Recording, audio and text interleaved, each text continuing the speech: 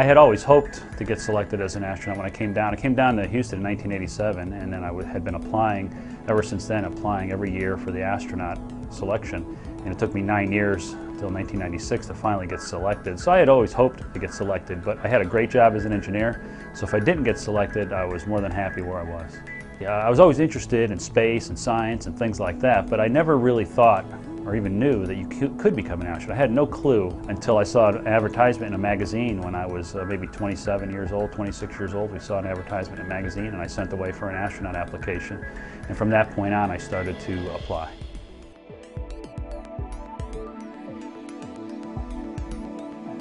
I had the opportunity to go out to Palmdale, I believe, when we were the NASA was accepting Endeavour from the contractor.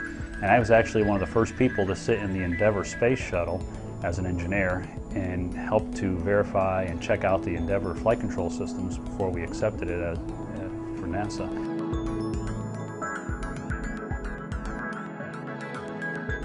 Well, Endeavour was my mission was STS-118 about 2.5 years ago, and that was my first spacewalks. And one of the things I got to do on Endeavour was we exit out of the space station airlock on all the spacewalks now. But I got the opportunity to translate into the Endeavour payload bay. So I'll always remember translating down that payload bay and going into the back of Endeavour to work and remove some of the hardware from there that we were going to install on the space station. It was my first spacewalk, and it was an exciting moment for me.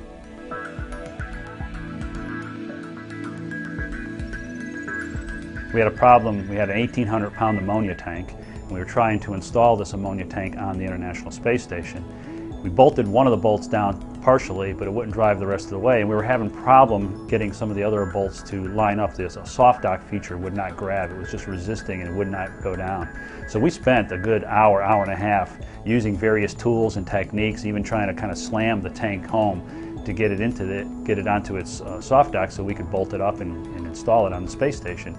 And we tried for a long time and we just could not get it. Eventually, I was kind of thinking in the back of my head, well, I think what we're going to have to do is just release all these bolts and then try to kind of wiggle it around and get it installed. And of course, that's what Houston came back a little bit while after that, and they said, hey guys, just remove all the bolts and let's try that. And as soon as we did that, we got it installed and all was well.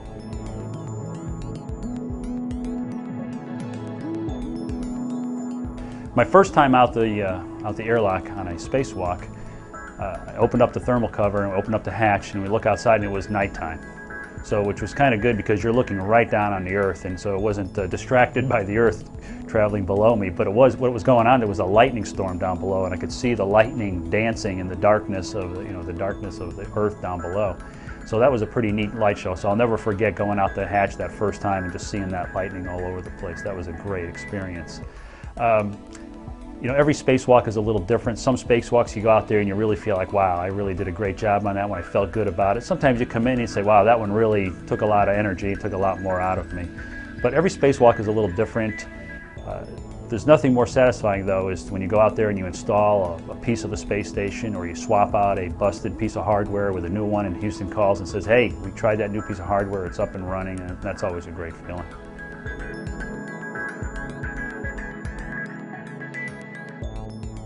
I think people are going to look back on the space shuttle and think it was one of the most incredible vehicles ever built by mankind. Right now, I've been saying it, and I'll continue to say it, that it's the most versatile, the most capable vehicle, spaceship vehicle ever built by mankind, and it's going to remain that for many, many, many years. There's nothing even on the drawing books to go off and build something like the space shuttle. And I think once it's gone, it's going to be kind of one of those things where people say, well, now that it's gone, we sure wish we had it back.